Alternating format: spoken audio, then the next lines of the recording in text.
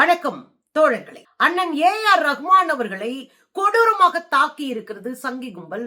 கடுமையான பிரச்சனையை உருவாக்கி இருக்கிறது. இந்து மதத்திற்கு திரும்பு என்று மிரட்டி இருக்கிறார்கள். கங்கனா ரணாவத் போன்ற முழு சங்கிகள் மிக மோசமாக இவ்வளவு கேவலமான ஆளை நான் பார்த்ததே இல்லை என்று பேசுகிற அளவுக்கு வந்து நிக்கிறாங்க. என்னங்க நடந்துட்டு இருக்கு இந்தியால? ஏ.ஆர். ரஹ்மான் அவர்கள் இசை சக்கரவர்த்தின்னு சொல்லலாங்க.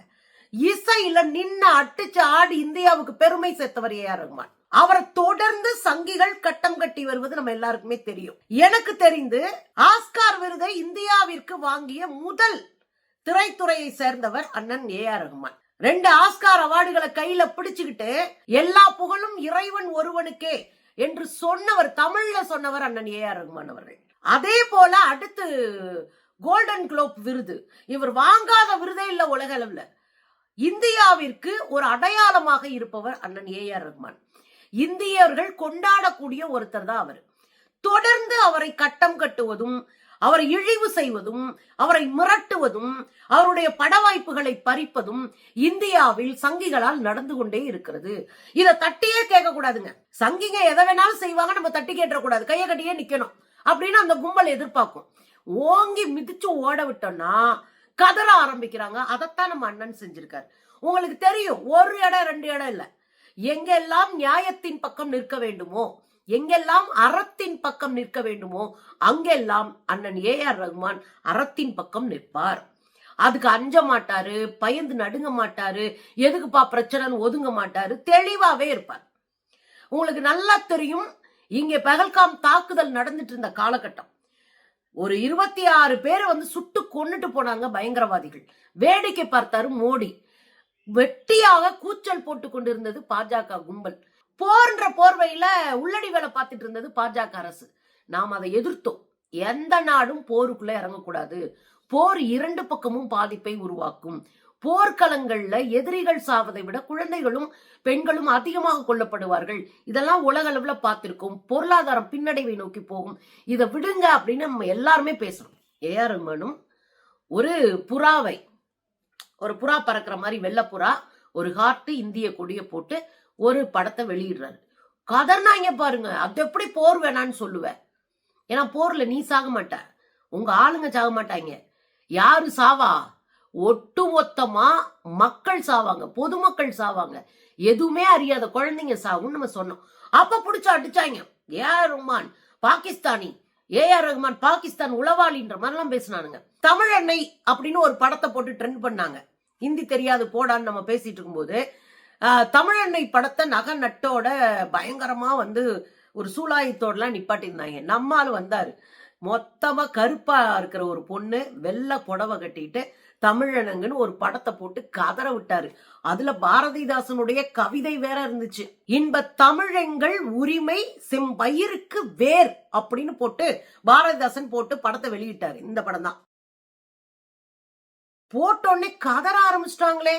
ஐயோ, எப்படி தமிழெண்ணெய் கருப்பா போட போச்சு? எங்க ஊர் ஆளுங்க கருப்பா தான் இருப்பாங்க, தமிழெண்ணெய் கருப்பு தான், எப்படி நீ கருப்பா போட போச்சு, எப்படி நீ இது பண்ண போச்சுன்னு கதறினாங்க. ஒரு பேட்டியில கூட அண்ணன்ட்ட கேட்டாங்க, ஏங்க ஏ.ஆர். ரஹ்மான் அவர்களே, நீங்க போய் ஆஸ்கார் விருது வாங்குறீங்க, அங்க போய் நின்னுட்டு எல்லா புகழும் இறைவன் ஒருவனுக்கே அப்படின்னு தமிழ்ல பேசுனீங்களே.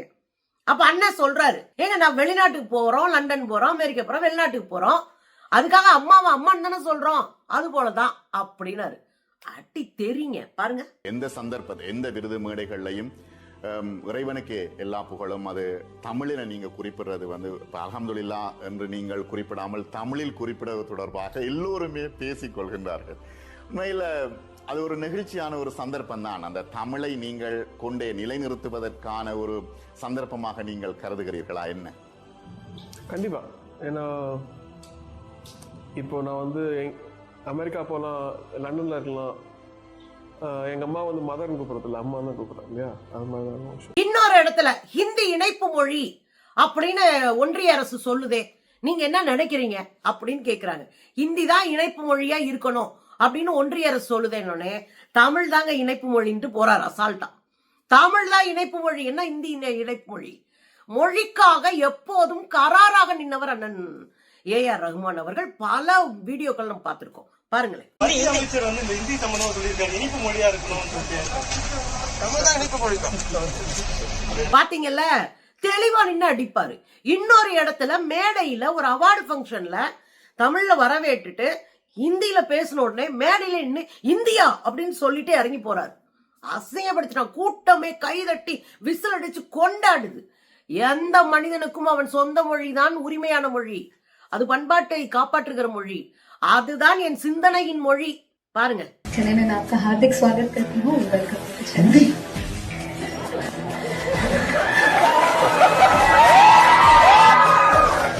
இன்னொரு விஷயமும் சொன்னாரு. மாட்டுக்கறி வைத்திருக்கிறார்கள் என்ற பெயர்ல பலரை கொன்று கூச்சோம் இல்லையா? அப்ப அண்ணன் தெளிவா சொன்னாரு, எல்லா மதங்களும் அன்பை போதிக்கிறது, எல்லா மதத்தையும் நம்ம பின்பற்றோம், எல்லா மதங்களையும் கொண்டாடுகிறோம், மதிக்கிறோம். ஆனா இந்த ஒரு இடம் நெருடலா இருக்கு. மாமிசத்தை காரணமா வச்சு, உணவை காரணமா வச்சு ஒருத்தர் அடிச்சு கொன்றதுன்றது நியாயம் இல்லை அப்படின்னு தெளிவா பேசினாரு. அன்னைக்கும் சங்கீக கதர்னாங்க.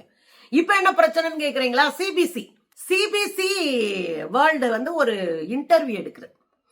இந்த இன்டர்வியூல ரொம்ப நாள் ஆச்சு உங்களை ஹாலிவுட் பக்கம் பார்க்கலையே அப்படின்னு கேட்டோன்னே அதுக்கு அவர் ஒரு பதில் சொல்றாரு. ஒரு 8 வருஷம் இருக்குங்க, ஹாலிவுட்குள்ள இப்பெல்லாம் திறமையானவங்களுக்கு மரியாதை இல்ல, அதிகாரமாக இருப்பவர்கள் உள்ளே இருக்கிறார்கள். ரொம்ப முக்கியமான இடம். ஏன்னா காஷ்மீர் ஃபைல்ஸ் படத்தை நீங்க வரி சலுகையோடு விடுமுறை விட்டு ரிலீஸ் பண்ணுவீங்க. ஏன்னா அது உங்களுக்கு உதவக்கூடிய ஓட்டுக்கான துருப்புச்சீட்டு.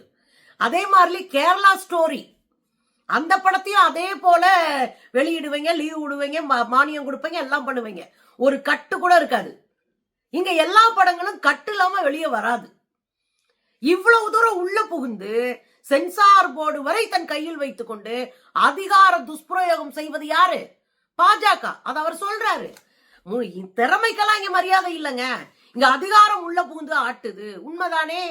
அதே இன்டர்வியூல தமிழ் கலைஞர்களுக்கு எதிராக பாகுபாடு இருக்கா அப்படின்னு கேக்குறாங்க. எனக்கு நேரடியா நேர்ந்தது இல்லை என்றாலும் எனக்கு தெரியாமல் பாகுபாடு நிகழ்ந்திருக்கலாம் அப்படின்னு சொல்றாரு. நேரடியா எனக்கு பாகுபாடு காட்டல, ஏன்னா நீ காட்டுற இடத்துல நாங்க இல்ல, அதான் உண்மை. அடிச்சு ஆடி தனக்கான ஒரு சிம்மாசனத்தை உருவாக்கி வச்சிருக்கிறவர் ஏஆர் ரஹ்மான். அதனால் நீ வந்து டிசைட் பண்ற இடத்துல அண்ணன் இல்ல. ஆனால் மற்றவர்களுக்கு அந்த பிரச்சனை இருக்கா? இருக்கு. மற்றவர்களுக்கு அந்த பிரச்சனை இருக்கு. அதுவும் ஹாலிவுட்ல இந்த பிரச்சனை நிறையவே இருக்கு. இனம் சார்ந்த, மொழி சார்ந்த, கலர் சார்ந்த எல்லா பிரச்சனையும் அங்க இருக்குன்றதை நம்ம தொடர்ந்து அங்க இருக்கிற பிரச்சனைகளை பாக்குறோம். அதுதான் இங்க கேட்கப்படுது. எனக்கு நேரடியா இல்லங்க, ஆனா மற்றவர்களுக்கு இருக்கலாம் அப்படின்னு அவர் சொல்றாரு. எனக்கு வாய்ப்புகள் மறுக்கப்படுவதற்கு மதம் ஒரு காரணமாக இருக்கலாம். ரொம்ப முக்கியமான இடம். ஏன் இதை சொல்றேன் அப்படின்னா, மதத்தை வச்செல்லாம் கலைஞர்கள் நாங்க பிரிக்க மாட்டோம், மதத்தை வச்சு பிரிக்கிறதால நீங்க சொல்லாதீங்க அப்படின்னு ஹாலிவுட்ல இருக்கிற அத்தனை கும்பலும் கதற ஆரம்பிச்சிருக்கு. மதத்தை வச்சு பிரிக்க மாட்டாங்களாம். யாரு? நீங்களா? ஏங்க போய் உயிரை பணைய வச்சு பாகிஸ்தானோட போராடிக்கிட்டு இருக்கிறாங்க. ஒரு சகோதரி இந்த நாட்டினுடைய ராணுவத்துல தலைமை தாங்கி கொண்டு நேரடியா களத்துல போய் நின்னு பாகிஸ்தான் பயங்கரவாதிகளுக்கு எதிராக நின்னு போராடினாங்க. அந்த அம்மாவை பார்த்து என்ன சொன்னீங்க? பாஜக அமைச்சர்கள் என்ன சொன்னாங்க? உங்க சகோதரிய வச்சு உங்களை அடிக்கிறோம் அப்படின்னாங்க. அதுக்கு என்ன அர்த்தம்? நீ முஸ்லீம், உன்னை அடிக்கிற அந்த பொண்ணு, ராணுவத்துக்கு தலைமை ஏற்றிருக்கிற பொண்ணு முஸ்லீம், உன் சகோதரிய வச்சு ஒன்னு அடிக்கிறேன் அப்படின்னா இந்த பொண்ணு யாரு? ராணுவத்துல தலைமை ஏற்று நின்னு அடிச்சு போருக்குள்ள உயிரை பணைய வச்சு நின்னு அடிச்சு ஜெயிச்ச பொண்ணு யாரு? இந்தியா பொண்ணு இல்லையா? எங்க அக்கா தங்கச்சிகள் இல்லையா? அப்போ நீ என்ன நினைக்கிற? இஸ்லாமியர்கள் என்றாலே இந்த நாட்டுக்காக எல்லையில் நின்று உயிர் கொடுத்தா கூட அவன் அந்நியன் நினைக்கிற மனநிலை யாருகிட்ட இருக்கு? எங்க கிட்ட இல்லையே. பாஜக தொடர்ந்து அதை செய்யுது. களத்துல நின்று இந்த நாட்டுக்காக உயிரை விடக்கூடிய ஆட்களையே நீங்க கொச்சைப்படுத்தும் போது கலைஞர்களை விட்டுருவீங்களா? இஸ்லாமியர் பெயர் வைத்திருப்பதாலே கலைஞர்களை கொச்சைப்படுத்துவதும், அவமானப்படுத்துவதும், அசிங்கப்படுத்துவதும், அவர்கள் கருத்தை சொல்லக்கூடாது என்று நெருக்குவதும் என்ன மாதிரியான நியாயம்? அதைத்தானே நீங்க தொடர்ந்து செய்றீங்க. இதுல கங்கனா ரனாவத் கச்ச கட்டி வந்து நிக்கிறாங்க. அவ்வளவுதான். ஏஆர் ரஹ்மானுக்கு அவ்வளவுதான். என்னவா? ஏஆர் ரஹ்மான் யார் தெரியுமா? நான் திரை உலகிலே சந்தித்த மோசமான பிரிவினைவாதத்தை பேசக்கூடிய, பாகுபாடும் வெறுப்பும் நிறைந்த ஒருத்தர் தான் ஏஆர் ரஹ்மான். யார் சொல்றா? கங்கனா ரனாவத் சொல்றாங்க. அடடடடா, எப்பேற்பட்ட அம்மா! பொல்லேர்னு என் தங்கச்சி உங்களை அடிச்சு கண்ணத்தை உடைச்சு விட்டு செய்ய. இங்கே உழைக்கிற மக்கள் தங்கள் விவசாயத்திற்காக, தங்கள் உழைப்பிற்காக, தங்கள் எதிர்கால தலைமுறைக்காக களத்துல நின்னு போராடி 750 பேர் செத்த போது அந்த போராட்டத்தை கொச்சைப்படுத்தியது இந்த கங்கனா ரணாவத். கங்கனா ரணாவத் கொச்சப்படுத்தினாங்க. காசு கூலி வாங்கிக்கிட்டு போராடினாங்க. 1.25 வருஷம் யாராவது கூலி வாங்கிட்டு போராடுவாங்களா? எவ்வளவு நெஞ்சுரம் இருந்தா அந்த போராட்டம் நடந்திருக்கும். கூலிக்கு மாரடிக்கிற கூட்டம், இவர்கள் கூலி வாங்கிக்கிட்டு போராடுறாங்க அப்படின்னு சொன்னதுனால அந்த களத்தில் நின்ற ஒரு அம்மாவினுடைய மகள் துணை ராணுவ படையில இருந்த ஒரு பொள்ளையர்னு கன்னத்துல வச்சா. ஞாபகம் இருக்கா? தங்கச்சிங்க அடிச்சு கண்ணத்தை உடைச்சால. காரணம், தவறு எங்க நடந்தாலும் தட்டிக்கணும் நெஞ்சுரம் மிக்க சாமானிய உழைக்கிற மக்களினுடைய குழந்தைங்க நாங்க. நீங்க ஏஆர் ரஹ்மானை பார்த்து பிரிவினைவாதி, பாகுபாடு பேசுற மோசமான ஒரு நபரை நான் சந்திக்கவே இல்லை அப்படின்ற. எதுக்குள்ள அந்த அம்மா கதறுதுன்னு பார்த்தா, எமர்ஜென்சின்னு ஒரு படம் எடுத்தாங்க. எமர்ஜென்சி படம்னா இந்திரா காந்தியினுடைய எமர்ஜென்சி காலம். அந்த காலத்தை சொல்லக்கூடிய ஒரு பீரியாட்டிக்கல் படமா இந்த அம்மா எடுக்கிறாங்க. இவங்களே அதுல இந்திரா காந்தியா நடிச்சாங்க. பிரச்சனை இல்ல, எமர்ஜென்சி கொடூரமானதுதான். ஆனால் இப்ப இருக்கிற ஆட்சி எமர்ஜென்சியை விட கொடூரமானது. எமர்ஜென்சில கூட நாம என்ன பண்ணணும் நமக்கு ஒரு ஐடியா கிடைச்சது. அறிவிக்கப்படாத இப்போது இருக்கிற எமர்ஜென்சி எந்த வழியிலும் தப்ப முடியாம மக்களை களத்துல பலியிடக்கூடிய ஒரு எமர்ஜென்சி. அதை நாங்க புரிஞ்சுக்கிட்டோம். ஏஆர் ரஹ்மான் அவர்களை இசையமைக்க அழைக்கிறாங்க. ஏஆர் ரஹ்மான் வந்து இசையமைச்சு கொடுங்க, நீங்க வாங்க, நான் உங்ககிட்ட பேசுறேன்றாங்க. யார் இவங்க? கங்கனா ரணாவத் யாருங்க? ஏஆர் ரஹ்மான் எதுக்குங்க வீட்டுல போய் அவங்களை சந்திக்கணும்? அவர் அதெல்லாம் போக முடியாதுங்க, எனக்கு இந்த படத்துக்கு நான் இசையமைக்கலன்ட்டார். அதுதான் இந்த அம்மா காண்டு, அதுதான் இந்த அம்மா கடுப்பேத்திருக்கு. இவ்வளவு பாகுபாடு நிறைந்த மனிதரை பார்த்தது இல்ல. அவர் என்ன சொல்லிருக்காரு, இது ஒரு பிரச்சார படம், இந்த பிரச்சார படத்துக்கு நான் இசையமைக்க மாட்டேன். உண்மைதானங்க? உண்மையை சொல்ல போனா இந்த எமர்ஜென்சியால மிக அதிகமான அளவுக்கு படுகொலை செய்யப்பட்டவர்கள், கொன்று குவிக்கப்பட்டவர்கள் கம்யூனிஸ்டுகள். நமக்கு தெரியும், வரலாறு தெரியும். இந்த கும்பல் எமர்ஜென்சி எடுத்து வந்து காங்கிரஸ் மோசமானது, நீங்கள் எனவே அவர்களை விட்டுருங்கன்றாங்க. அதை விட படுமோசமானது கும்பல் நீங்க. அது எங்களுக்கு தெரியும். ஏன்னா நாங்க வரலாறை ஃபாலோ பண்ற ஆளுங்க, வரலாற்றை உருவாக்குகிற ஆட்கள். இப்ப இந்த மாதிரி என்னடா கோவம்னு பார்த்தா, ஒட்டுமொத்தமா இங்க இருக்கிற இந்த பிரச்சார படத்துக்கு அண்ணன் ரஹ்மான் அவர்கள் நொட்டாங்கையில தட்டி விட்டுட்டு நான் படம் எடுக்க மாட்டேன், இசையை வாசிக்க மாட்டேன், கிளம்புமா அப்படின்ட்டாரு. போய் சந்திக்கல. அந்த கடுப்புல அந்த அம்மா பேசுறாங்க. பாடகர் ஒருத்தர், இந்தி பாடகர் அனுப் ஜலோட்டா அப்படின்னு அவருடைய பேரு. இந்த அனுப் ஜலோட்டா என்ன பேசுறாரு அப்படின்னா, இஸ்லாமியர்கள் என்பதற்காக உனக்கு வாய்ப்பு கிடைக்கல, அப்ப இந்துவா மாறிடு. பாருங்க, फिल्में नहीं मिल रही म्यूजिक देने के लिए, तो वो फिर से हिंदू हो जाए। तो उनको ये विश्वास होना चाहिए कि उनको हिंदू होने से, कन्वर्ट हो जाने के बाद फिर से फिल्में मिलना शुरू हो जाएंगी। यही तो उनका मतलब है।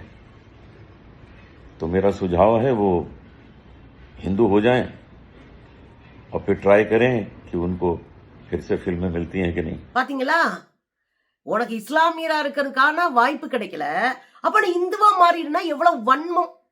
என் அடையாளம் தான் எனக்குடைய வாய்ப்பா, என் திறமைதான், எனக்குள்ள இருக்கிற அந்த ஆகச்சிறந்த கலை தான் என்னுடைய அடையாளம். நீ என் மதத்தால, என்ன சாதியால, என்ன ஜெண்டரால, அதாவது பாலினத்தால நீ வேறுபடுத்திட்டே இருப்பீங்க, உட்காந்து பார்ப்பாங்களா?